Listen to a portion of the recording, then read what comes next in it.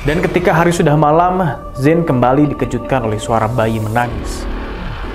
Ia pun akhirnya membuka gorden jendela kamarnya dan sosok bayi setan sedang duduk sembari menatapnya.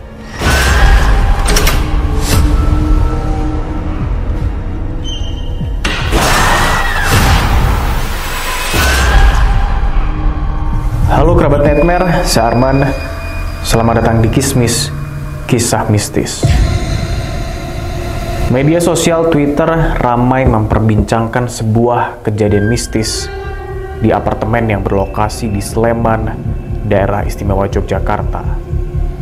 Dan cerita horor ini diunggah oleh akun Twitter @restupa pada tahun 2021 lalu.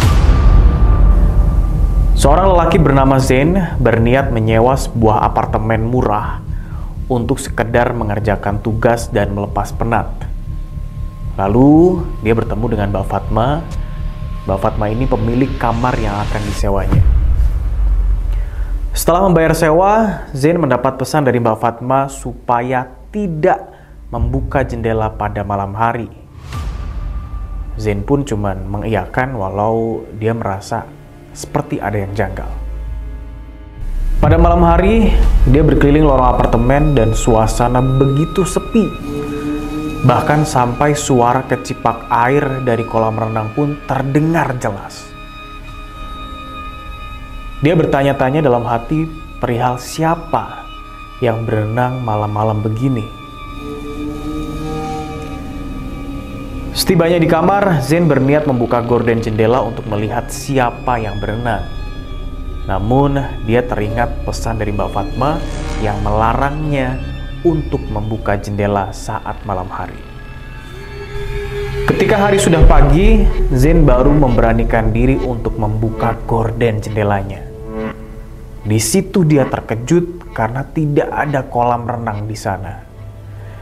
Dia hanya melihat kolam terbengkalai yang menjadi saluran air.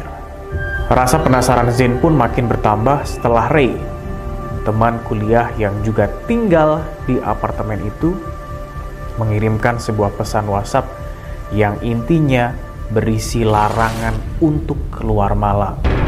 Jangan keluar malam-malam, nanti ada bayi setan. Begitu isi WhatsApp tersebut. Zain dan Ray pun bertemu untuk makan siang. Ketika itulah Ray mengungkapkan ada sosok yang disebut bayi setan menghantui kamar Zain. Sosok itu dipercaya sebagai anak Mbak Fatma yang meninggal karena dilempar ke kolam renang. Setelah makan siang dengan Ray, Zain kembali ke kamar untuk membuat video profil. Di situ keanehan kembali terjadi. Gambar yang direkam kabur dan banyak gangguan. Saat itu pula Zain mendengar suara tangisan bayi di dalam rekaman videonya. Dan ketika hari sudah malam, Zain kembali dikejutkan oleh suara bayi menangis.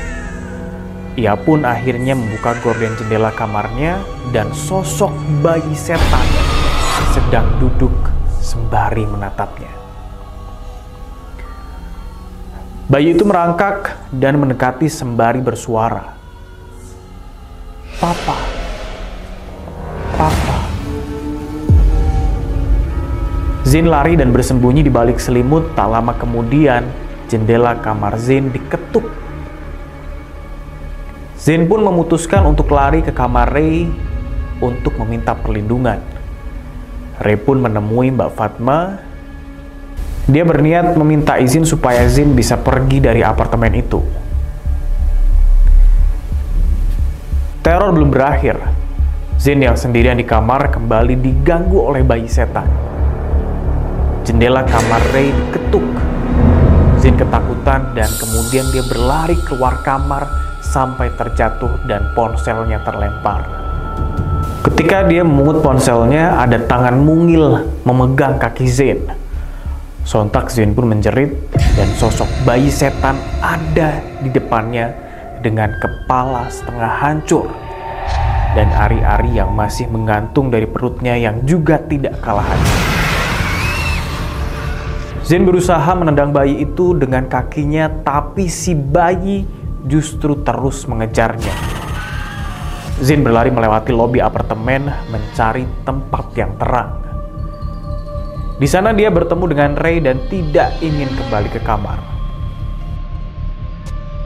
Pada pagi hari, mereka berdua kembali ke kamar. Zain mengemas barang-barangnya dan pindah dari apartemen itu untuk menghindari teror bayi setan.